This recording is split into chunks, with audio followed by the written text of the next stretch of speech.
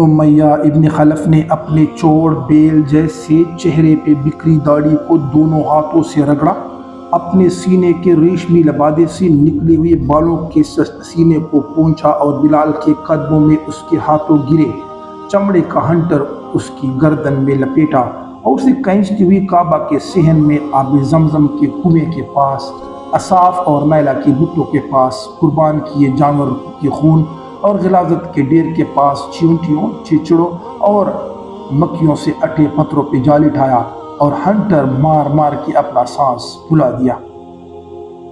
پھر اس نے بھی اپنے قبیلہ کے لوگوں اور بچوں کو بلا کے بلال کی گردن میں رسی ڈال کے اسے کعبہ کے حدود کے باہر گرم پتھروں پہ گھسیٹتے لیے پھرنے کے لیے بھیج دیا۔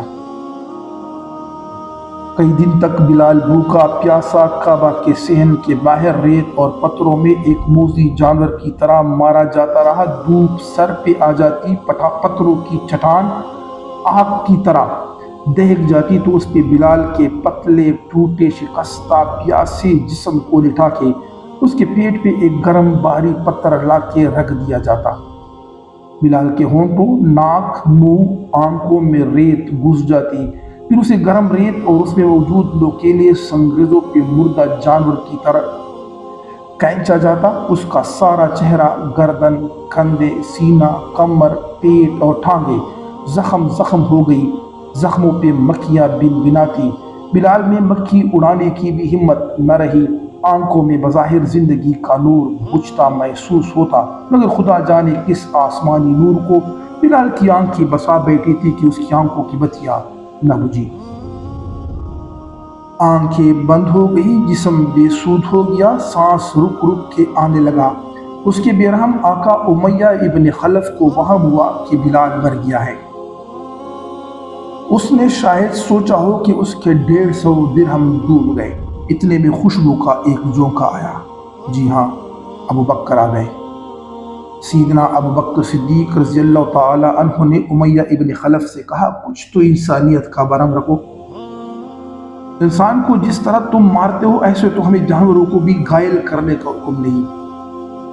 امیہ ابن خلف ہاتھ الٹا مار کے بولا، چپ رہو، سارا فساد تمہارے دوست کا ہے، ایسے ہمارے غلاموں کو ہم سے باغی کیا ہے۔ دیکھو سانس اسے آتی نہیں، مگر کان لگا کے سنو تو احد احد کہہ کے سانس باہر لیتا ہے، مرا نہیں ابھی مرنے والا ہے۔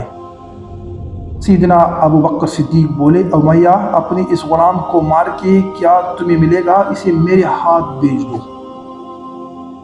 تم ایک لاش خریدو گے؟ امیہ بولا، ہاں خریدوں گا۔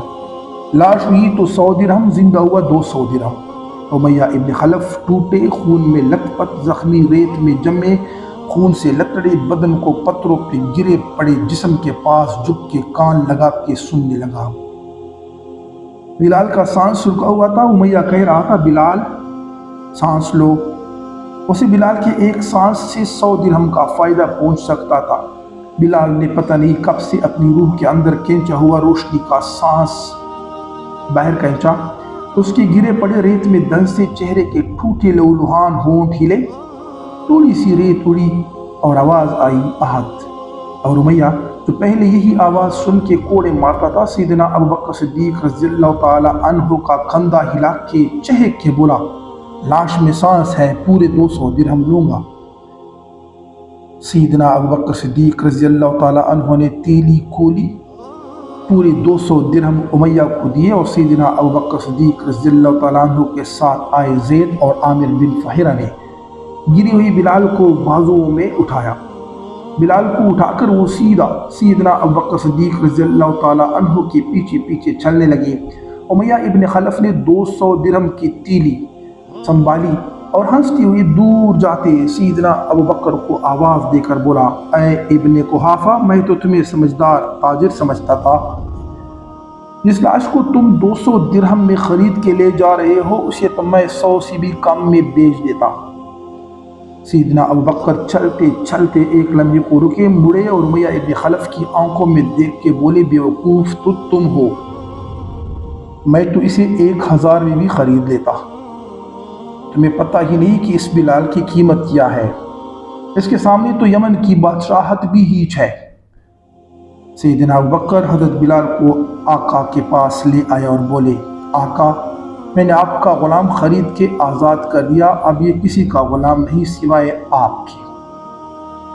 آقا کی آنکھوں میں بلال سے محبت کے آنسو تڑپ رہے تھے۔ وہ بلال جو آنے والی زندگی میں آقا کا بہت قریب مشیر اور وزیر بنا۔ مدینہ میں اسلامی سلطنت کی پہلی مسجد جب بنی تو اس کا مؤذن بنا۔ فتح مکہ کے بعد اسی بلال نے کعبہ کی چھت پہ کھڑے ہو کر اللہ کی وحدانیت کا اعلان کیا۔ یہی بلال جسے ایک بھیڑ بکری سے بھی کم مول میں خریدا اور بیچا جاتا تھا، اسی اسلامی سلطنت روم اور فارس فتح کرنے والے جلیل القدر خلفائے راشدین ادب سے یا سیدی اے آقا کہتے تھے۔ انسانیت کو ایسی ہی عزت اور منزلت دینے کے لیے عالم بشریت میں رسول پاک کو کائنات کی ہر تخلیق کا آقا بنا کیا بھیجا گیا۔ اللہ تعالیٰ سے دعا ہے اللہ تعالیٰ حضرت ابوبکر صدیق اور حضرت بلال کی روح ارواح پاک کو ہم سے خوش فرمائے، ہمارے آج کی اس ویڈیو کو ہمارے وسیلہ مغفرت بنائے۔ اللہ پاک ہمیں صحابہ کرام محبت، اسلام زندہ باد، پاکستان زندہ باد۔